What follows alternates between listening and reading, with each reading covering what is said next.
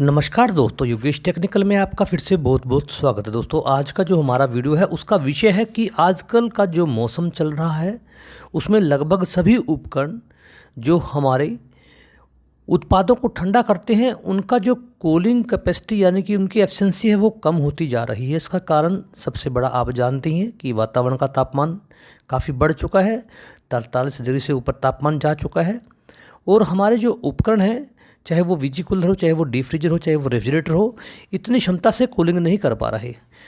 और हम सीधा उसमें या तो रेफ्रिजरेंट को रिफ़िल करवाने की सोचते हैं या फिर उसकी जगह नया उपकरण लाने की सोचते हैं। तो दोस्तों, आज मैंने इस वीडियो के माध्यम से इसी विषय को थोड़ा विस्तार रूप देने की कोशिश की है। इसलिए विशेषकर जो दोस्त नए हैं वीडियो में लास्ट तक रहेगा, जो दोस्त परिपक्व हैं वीडियो स्किप कर सकते हैं। दोस्तों, अभी आप ये वीजी कूलर देख रहे हैं, इसका फ़ैन भी चल रहा है और कंप्रेशर भी चल रहा है। लेकिन जैसे जैसे हमारे वातावरण का तापमान बढ़ता है उससे हमारे कंप्रेशर पर, हमारे रेफ्रिजरेशन साइकिल पर काफ़ी ज़्यादा लोड बढ़ जाता है। क्योंकि दोस्तों, वातावरण का तापमान जितना बाहर होगा उसका जो असर है वो हमारे उत्पादों पर भी होगा। जो हमारे लिक्विड पे हैं वो भी उसी मात्रा में गर्म हो जाएंगे। अभी आप एक डीप फ्रीजर देख रहे हैं, ये आधे में कूलिंग कर रहा है और आधे में नहीं। दोस्तों, इसके कई कारण हो सकते हैं। रेफ्रिजरेंट की कमी हो सकती है, कंप्रेशर की एफिशिएंसी कम हो सकती है। लेकिन उन सब पर जाने से पहले आप इस विषय पर अवश्य सोचें जो आज हम इस वीडियो के माध्यम से करने जा रहे हैं। आपने दोनों उपकरणों को देख लिया है, दोनों में लगभग सेम समस्या है। और जैसे मैं आपको हर बार बताता हूं कि रेफ्रिजरेंट को रिफ़िल करने से पहले या कोई भी और ऑप्शन पर जाने से पहले आप अपने उन उपकरणों के हीटिंग कोयल की सर्विसिंग बहुत अच्छे से कर लें। और जो उपभोक्ता हैं उनको भी मैं यही कहना चाहूँगा कि आप अपने डीप फ्रीजर हो या फिर वीजी कूलर हो, उनको समय समय पर साफ़ करते रहें, ताकि आपका जो कंप्रेशर है वो ज़्यादा ओवरलोड ना हो। जैसे जैसे तापमान बढ़ेगा, आपका कंप्रेशर अगर ओवरलोड होगा तो उसकी एफिशिएंसी निश्चित रूप से कम होगी और वो कूलिंग नहीं कर पाएगा। अभी आप देखिए, अच्छे से आधे में कूलिंग है लेकिन आधे में नहीं है। आपके एपरेटर कोयल में तेल भी हो सकता है, रेफ्रिजरेंट कम भी हो सकता है, कंप्रेशर अपनी एफिशिएंसी भी हो सकता है। लेकिन आगे बढ़ने से पहले एक बार आप अच्छी तरह से अपनी हीटिंग कोयल को साफ़ कर लीजिए। अभी आप एक वीजी कूलर को देख रहे हैं, शायद उपभोक्ता ने इसको कभी सर्विस ही नहीं करवाया। लेकिन हम टेक्नीशियंस का ये दायित्व बनता है कि हम उपभोक्ता को कहें कि आप हमसे कांटेक्ट कीजिए, हमसे बताइए, टाइम पर हमें सर्विस करवाइए। आप एक निश्चित लिमिट का सर्विस चार्ज तय कर लीजिए ताकि आप उसके उपकरण को समय पर देख पाएँ, उसको सर्विस कर पाएँ। जैसे हम हमारे एयर कंडीशनर की सर्विस करते हैं उसी प्रकार इन उपकरणों की भी सर्विस की जाती है। और अगर आप समय समय पर ऐसा करते रहेंगे तो आपके उपकरण हैं बिल्कुल अच्छी एफिशिएंसी से काम करते रहेंगे।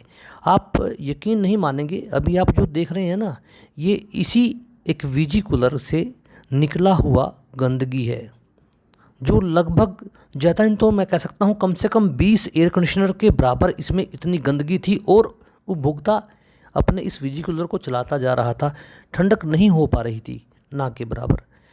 लेकिन इससे हमारे ग्लोबल वार्मिंग को बढ़ावा मिलता है, क्योंकि अगर आपका उपकरण ऐसे ही लगातार चलता रहेगा 24 घंटे, उससे हमारे थर्मल प्लांट में जो बिजली पैदा हो रही है उसे भी ये कंज्यूम करता रहेगा। क्योंकि जो हमारे एयर कंडीशनर उपकरण हैं उनमें एक सिस्टम होता है कि वो निश्चित तापमान पर आने के बाद अपने आप को बंद कर लेते हैं, यानी अपने कंप्रेशर को बंद कर लेते हैं, ताकि जब तक तापमान स्थिर रहेगा तब तक आपका कंप्रेशर बंद रहेगा। लेकिन इस अवस्था में आ जाने पर आपका कंप्रेशर बंद नहीं होता और लगातार चलता रहता है, जिससे हमारे उपकरण तो ख़राब होते ही हैं, हम ग्लोबल वार्मिंग को भी बढ़ा देते हैं और आपका बिजली का खर्च भी बढ़ जाता है। और आपका जो कस्टमर है वो भी निराश होता है, क्योंकि उसको वो ठंडे उत्पाद नहीं मिल पाते। इसलिए दोस्तों, उपभोक्ताओं, आपको मैं यही कहना चाहूँगा कि निश्चित समय पर अपने उपकरणों की सर्विस करवाएं, ताकि आपका उपकरण बिना किसी खराबी के निरंतर चलता रहे। हमने इसको सर्विस कर दिया और उसके बाद हमारा ये वीजी कूलर काफ़ी अच्छी प्रकार से चला। हम खुद अचंभित थे, इतना इसके अंदर डस्ट और मेटल देखकर हम सोच रहे थे कि इतना मेटल होने के बाद भी आखिर ये वीजी कूलर कैसे चल रहा था। उसके बाद हमने ऐसे ही एक डीप फ्रीजर की हीटिंग कोयल को साफ़ किया उसमें भी यही समस्या थी, उसके आधे में कूलिंग हो रही थी, आधे में नहीं हो रही थी। लेकिन हमने सोचा कि गैस भरने से पहले एक बार ऐसा कर लिया जाए।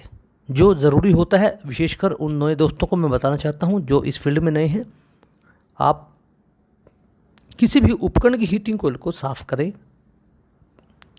कोई भी स्टेप आगे बढ़ने से पहले, उसका रिले ऑयल बदलने से पहले, उसमें रेफ्रिजरेंट को रिफ़िल करने से पहले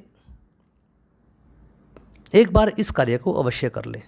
अगर इसके बाद भी आपके उपकरण में वो उचित तापमान नहीं प्राप्त हो पाता या फिर वो पूरे में कूलिंग नहीं कर पाता, तो फिर हमें आगे बढ़ना होता है और इसके रेफ्रिजरेंट को रिकवर करके इसमें हमें दोबारा से रेफ्रिजरेंट रिफिल करना पड़ता है। लेकिन उससे पहले आपको इसे ड्राई नाइट्रोजन से साफ अवश्य कर लेना चाहिए, क्योंकि एवापोरेटर में कंप्रेसर गर्म हो जाने के बाद जो कंप्रेसर का तेल है वो उसमें आ जाता है और उसे हमें निकालना ज़रूरी होता है। इसलिए आपको ड्राई नाइट्रोजन का इस्तेमाल करना होगा ताकि हमारा एवापोरेटर बिल्कुल तेल रहित हो, क्योंकि तेल इंसुलेशन का काम करता है और ठंडक को पूरी तरह से फैलने नहीं देता।